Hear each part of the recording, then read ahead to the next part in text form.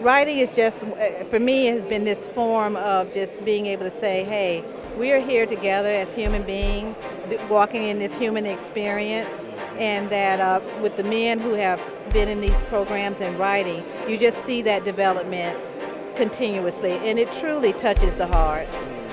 And what I want to say is that the men here in San Quentin were the ones that actually gave me that title and had me to believe in myself. And it was through my interaction here at San Quentin that I began to say I am a poet, and I decided to continue to write. So I am very grateful. All right. Unfortunately, the gentleman that was supposed to follow me was Steve Drown, and he's having some health issues, so we're going to have Mr. Lee over here read his story for him. Thank you. So my name is Jeffry Covarrubias. I have the honor to be doing this story for Steve Drown. I've been in Zoe's group for just a short time, and so let's hope I can present his work faithfully with my reading today. The collision. The plane fell to the earth with an enormous eruption of fuel, metal, human body parts, and blood. For those who had survived the crash, it began an event that would go untold until such time as they were discovered and rescued. The flight had taken off from Leavenworth, Kansas, on its way to Cuba and Guantanamo Bay. On board, prison staff, prisoners of political and criminal fame, a crew of 10, and a select group of journalists who had been chosen to document the trip and the imprisonment of those feared by the world. That was the beginning of my article for both the New York Times and the Washington Post, given me by Linda Baymuller and Carl Bernstein, respectively. I was to document the process of the trip, focusing primarily on Abdul Khalifa, a convicted Islamic radicalist. I had been given an advance copy of the passenger manifest, but it wasn't until I boarded the plane that I became aware of this assignment that would be different. I had no idea that I knew one of the prisoners, a man from my childhood. I looked at the front row prisoners and heard, "Steve, is that you?" Seated in front of me was the man I thought to be Abdul Khalifa, a man convicted of being involved in the 9/11 attacks, his participation providing information on flight schools prior to the assault. But I had known him as Stanley George, a white Christian born and raised in Iowa. Stan was an old friend of mine from high school and, according to his background, had been converted to the religion of Islamic faith and became radicalized by a girlfriend he had met while studying in Europe. My initial interview with Abdul had been on how he had viewed his time in Iowa as Stanley George and what he thought of his history. "Steve, I hadn't really thought about what our history had been like. I only realized that the beliefs I had and experienced during my youth were not what were important to me now. I came to believe that my previous views were not right for me, and eventually found myself immersed in an extreme, radical way of thinking in life. The sense of privilege that I felt as a teen was not what I was feeling today. We were both members of families that were viewed as privileged. During my conversion, I found that I did not need to have all those advantages that we grew up expecting and relying on. Being a member of the country club, living a more refined life, consistently being followed by the media. While lifestyle and privilege were important in the 60s, now it is my faith, beliefs, and family that controls my life. The more simple lifestyle of my current religion and belief is what brings me peace and true happiness. What you and I had known as we were growing up had become foreign to me, something I could no longer believe in. Stan, when I knew you in high school, you were the well-spoken doctor's son who was elected president of the senior class. Do you ever find yourself thinking back to the times when we had in the 60s as friends and teammates? Did the fact our families were friends ever cross your mind? No, Steve. I put all of that past life of Stanley George behind me and moved on with my current life. The lifestyle I lived in Iowa as Dr. George's son now seems wrong to the man I am today. I began to come to a personal belief that life of leisure and privilege was a direct insult to Allah and my new religious convictions. I came to feel that I must do something, anything, to eradicate the privilege of America I'd come to hate. I sought out a group to aid me in fulfilling that desire. I now see what a false front society brought to me, and I have come to deplore the life of my parents and former friends led. I hate the superficial view they have. What my life was in Iowa is no longer real to me. I'm at peace with the man I've become. I must remain true to my beliefs. Then I had been a fake. Now I am true. But Stan, being involved with terrorist activities, doesn't any of that make you feel a sense of... Then we crashed.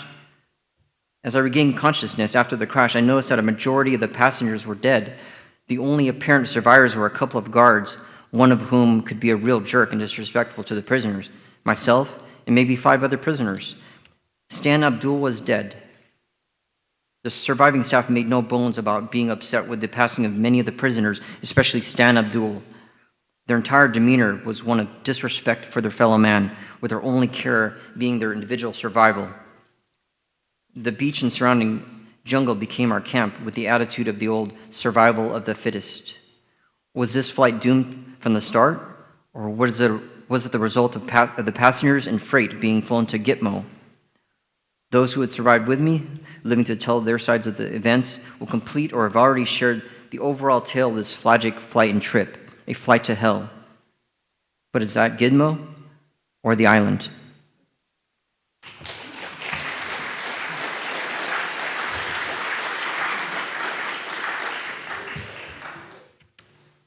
Now, I'll introduce you to someone that I saw in the San Quentin Library. I can tell you now we share in the same mission, which is to win over hearts and minds with our stories. Elton?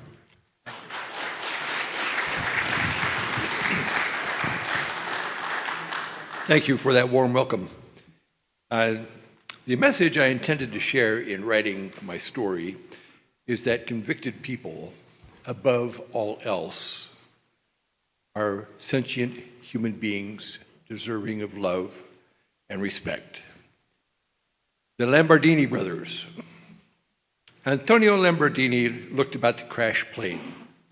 It had been stripped of its amenities: seats, carpeting, aisle lights, all replaced with tall black cages, each holding exactly 2 things: one blue chair bolted to the cold aluminum hard deck, and one human convict, isolated for protection of criminal and crewman alike. Marchesi, you okay? You make it through this mess all right? That was a wild ride, bro, yelled Antonio, calling to his brother. The flight out of Fort Leavenworth, Kansas, was heading east to Cuba's southern seaboard. There stood Supermax 47. Escape from 47 was impossible, and life inside was unbearable. Solitary confinement had been engineered to be just such a bitch. Antonio waited for a response from further down the aisle, from a cage next to where the cop with a shotgun was seated, the one with stripes on his sleeve, letting you know he'd been there for a minute. All was silent now, save for the moans that maybe came from Brother Porchesi. A hard wind blew sand across the volcanic island.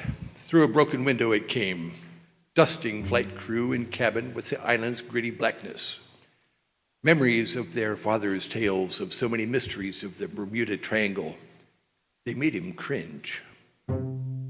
Flight crew, marshals, and caged human animals lay motionless in the carnage. Antonio took no time considering pain nor bruise. His ramrod body had warped the cell door bottom during the hard landing, making a gap nearly big enough for a skinny convict like him to slide through. Wedging his backside against the chair, pressing the door with his feet, it creaked, then groaned with the sounds of metal yielding to man. Finally, the door complied. Giving up the 2 additional inches Antonio needed to slip free. Porchesi! Porchesi! Antonio cried. One Lombardini to another Lombardini, he raced through the heat of the tropical Atlantic. Maynard Brown, Lieutenant, U.S. Marshal Service, sat bolted into his flight chair. Blood had once gushed from his cranial impalement, its crimson tide now coagulating over his uniform's badge and insignia. Antonio Lambardini felt no grief for the government man's unfortunate plight. He kicked the shotgun away and silently reached down for the Lieutenant Brown's keys, relieved himself of the cuffs and leg irons damning his soul. Antonio Lambardini moved for the lieutenant's Glock holstered at the hip, pausing, gauging for signs of life, inching closer. He wanted to presume Marshall dead. Still, at any moment, he expected a hand to reach out and repossess his freedom. As adrenaline tweaked his senses, Lambardini unbuckled the gun's safety strap. Without defiance, the Glock came into his grip. A light over Porchessi's small prison flickered on his unmoving form within. Among the settling whispers of the dying 767, Antonio knelt, facing his brother's cage, fingers forced between the expanded metal strips, his nose pressed against the barrier, his brother, Porchessi, leaning against the jail door. Porchessi, my brother, say something. Porchessi Lambardini didn't move, seemed not to breathe. Blood slowly dripped from a corner of his mouth, telling Antonio the news was not good. Antonio unlocked the cage, bracing his brother as the door swung out. Antonio pulled his brother closer to his arms. Porchessi's head leaned into his chest.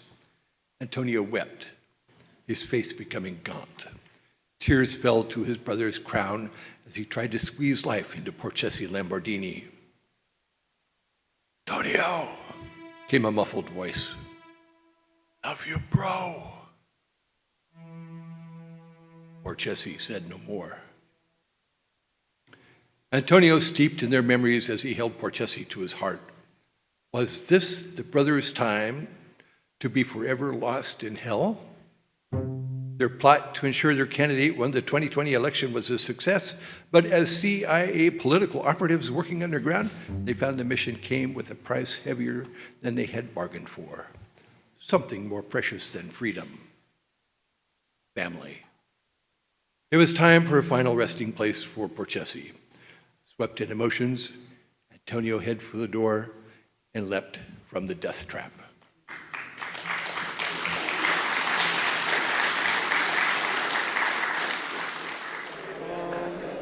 Well, I didn't introduce myself. I'm Jennifer Mullery Martin. I am just so thankful to be back here. Pre-COVID was the last time we were here, and so we haven't been able to come and hang out with you guys and hear your amazing stories, and the things that are on people's hearts here. I think that every person in society should come and step into an environment like this and be able to see the humanity and the love and the vulnerability and just all the human aspects that are here. We just benefit tremendously. So thank you for everything you guys do.